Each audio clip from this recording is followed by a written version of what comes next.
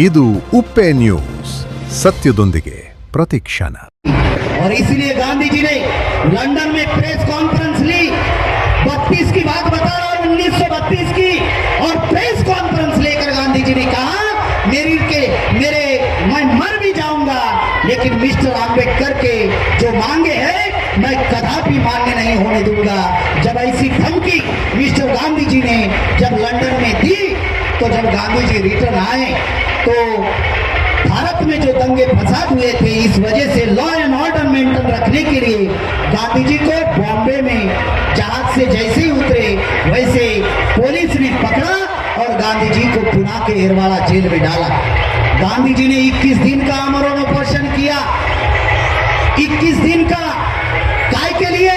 कि हमें अधिकार ना मिले, इसके लिए। मैं यहाँ पर तमाम बीदर वासियों से एक सवाल पूछना चाहता हूँ।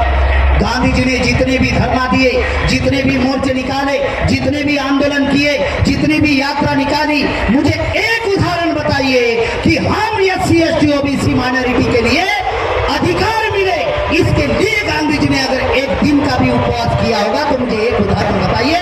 ऐसा भारत में कोई उदाहरण उपलब्ध नहीं है। हमें अधिकार ना मिले, इसके लिए गांधी जी ने 21 दिन का आमरण अनशन किया। बाबा साहब आंबेडकर ने कहा मैं लड़ झगड़ कर ये अधिकार लाया हूं, मैं कदापि सिग्नेचर करने वाला नहीं हूं। लेकिन गांधी जी के लोगों ने बाबा साहब आंबेडकर के समाज के लोगों के घर जलाना शुरू करी, उनको मारना पीटना शुरू किया। इतना ही नहीं, बहु बेटियों की इज्जत खतरे में आ गई।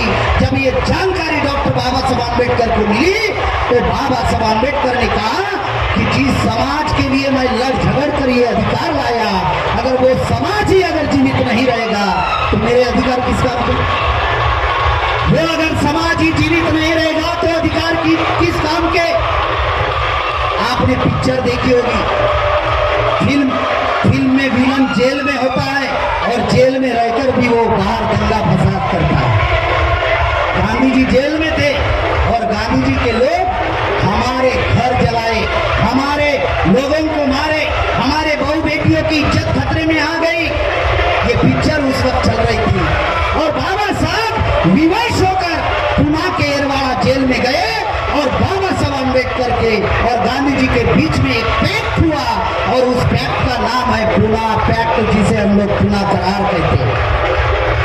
आज अगर हमारी किसी भी समस्या का अगर समाधान नहीं हो रहा है, उसका कारण है पुणे पैक्ट।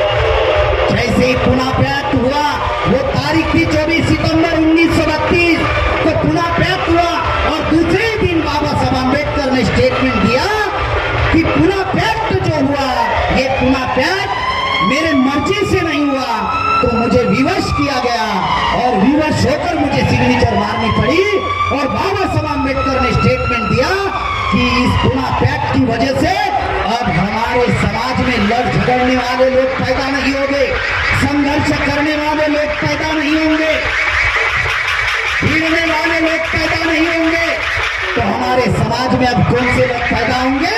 तो agent of the caste Hindu, tools of the caste Hindu and stooges of the caste Hindu, जिनको कहते हैं कि हमारे समाज में अब दलाल पैदा होंगे। और हुए पैदा, वो चुनाव के दौरान हमारे समाज को, अपनी जाति को मैनेज करते रहते। आज अगर हमारी किसी भी समस्या का समाधान नहीं हुआ है तो उसका कारण है पुणे पैक्ट। साथियों, उसके बाद में डॉक्टर बाबा साहब आंबेडकर, जब ये 2 अधिकार बाबा साहब आंबेडकर के 4 में से 2 अधिकार पुणे पैक्ट में खत्म हुए, कौन से? सेपरेट इलेक्टोरेट और ड्वेल वोटिंग। फिर बाबा साहब आंबेडकर ने अपना आंदोलन जारी रखा। बाबा साहब का आंदोलन कोई जिला का आंदोलन नहीं था, कोई राज्य का आंदोलन नहीं था। बाबा साहब का संगठन और बाबा साहब का आंदोलन देशव्यापी था, भारतव्यापी था, राष्ट्रव्यापी आंदोलन था। फिर बाबा साहब आंबेडकर ने 18, 19, 20 जुलाई 1942 में बाबा साहब आंबेडकर ने शेड्यूल कास्ट फेडरेशन के अंतर्गत नागपुर में अधिवेशन लिया। उस अधिवेशन में पूरे देश भर से 75,000 लोग नागपुर में आए थे 1942 में, और उसमें 50,000 पुरुष थे और 25,000 साथियों महिलाएं थी। 15 1703 जातियां निवास करती है, 1500 जाति के लोग आए थे। इससे क्या सिद्ध होता है कि बाबा साहब का जो संगठन है, बाबा साहब का जो आंदोलन है, वो देशव्यापी था, राष्ट्रव्यापी आंदोलन था। जब ये अधिवेशन नागपुर में चल रहा था तो अंग्रेजों ने बाबा साहब आम्बेडकर को दिल्ली बुलाया और दिल्ली में बाबा साहब आम्बेडकर को 4 मंत्री पद दिए। हमें सिर्फ लॉ मिनिस्टर मालूम है, 4 मंत्री पद बाबा साहब को दिए। एक बाबा साहब सिंचाई विभाग के मंत्री थे, दूसरा बाबा साहब बिजली विभाग के मंत्री, बाबा साहब के पास था मंत्रिमंडल। उसके बाद में तीसरे पीडब्ल्यूडी विभाग के मंत्री थे बाबा साहब और चौथे लॉ मिनिस्टर थे बाबा साहब। आज जो मंत्रिमंडल है ना, कैबिनेट मंत्री, तो ये 4 डिपार्टमेंट के लिए 4 कैबिनेट मंत्री सेपरेट है। अकेले बाबा साहब के पास 4 मंत्री पद थे। गांधी जी को टेंशन आया, क्या टेंशन आया कि एक अछूत को अंग्रेजों ने 4 मंत्री पद दिया, एक अछूत को अंग्रेजों ने 4 मंत्री पद दिया। तो गांधी जी ने सोचा अगर अंग्रेज ज्यादा दिन तक अगर भारत में रहेंगे तो एक दिन ये अछूत भी देश का प्रधानमंत्री बन जाएगा। अगर 4 कैबिनेट मंत्री अगर उनके पास थे तो गांधी जी सोच रहे थे कि एक दिन ये देश का प्रधानमंत्री बन जाएगा और अंग्रेज अगर ज्यादा दिन तक रहे तो बन भी जाएगा। इसलिए गांधी जी ने प्लान बनाया।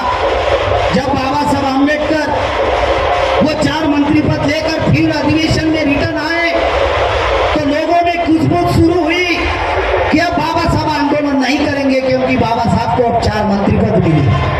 बाबा साहब ने उस अधिवेशन में भाषण में कहा कि मेरा संघर्ष ये सत्ता और संपत्ति के लिए नहीं है बल्कि संपूर्ण आजादी के लिए है।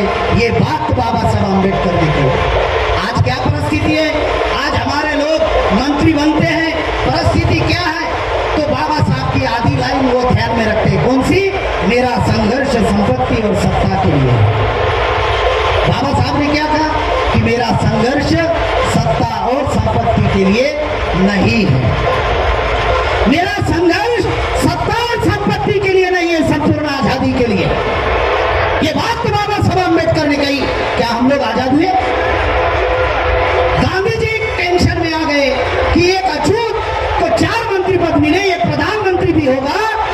इसीलिए गांधी जी ने तुरंत एक्शन ली और 9 अगस्त 1942 में गांधी जी ने डू और डाई का आंदोलन शुरू किया, क्विट मूवमेंट शुरू किया कि अंग्रेजों भारत छोड़ो। यह आंदोलन का शुरू किया।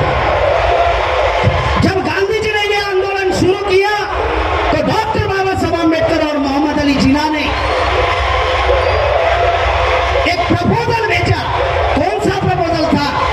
वो प्रपोजल ये था कि जब तक भारत में संविधान का निर्माण ना हो तब तक अंग्रेजों ने भारत नहीं छोड़ना चाहिए। संविधान ऐसे ही थोड़ी बना। क्या बाबा साहब क्लर्क थे क्या? लिखने का काम कर रहे थे, उनके पास कोई काम धंधा नहीं था क्या? क्या बाबा साहब बैरिस्टर थे इस वजह से संविधान लिखे? क्या बैरिस्टर गांधी जी नहीं थे क्या? मैट्रिक बैरिस्टर थे, बाकी के सब लोग ग्रेजुएट बैरिस्टर थे। और गांधी जी 4 बार मैट्रिक में फेल हुए थे, 5वीं बार पास हुए। तो बैरिस्टर तो सब लोग थे। फिर बाबा साहब ने इस संविधान क्यों लिखा? क्या बैरिस्टर थे इस वजह से लिखा? बिल्कुल नहीं। वो समझना बहुत जरूरी है। एक व्यक्ति है, किसी मकसद के लिए अपनी जिंदगी लगाई है। और आज भी यहाँ पे बहुत सारे स्टूडेंट हैं, उनके लिए भी एक बात बताना चाहता हूँ कि आप जीवन में अगर सफल होना चाहते हैं तो कोई भी व्यक्ति जिंदगी में सफल ऐसे ही नहीं होता, कोई ऐरा गैरा नत्थु गैरा। ध्यान रखिए, जिंदगी में वही व्यक्ति सफल होता है जो किसी भी काम को अपनी जिंदगी का मकसद बनाता है। तो बाबा साहब के जीवन का मकसद था, लक्ष्य था हमारे समाज को आजाद कराना, हमारे समाज को शासक बनाना। जब ये स्टेटमेंट बाबा साहब और मोहम्मद अली जिन्ना ने दिया कि जब तक भारत में संविधान का निर्माण ना हो तब तक अंग्रेजों ने भारत नहीं छोड़ना चाहिए, तब गवर्नर थे लॉर्ड वेवेल ने अपने भाषण में कहा कि जब ट्रांसफर ऑफ पावर होगा, मतलब सत्ता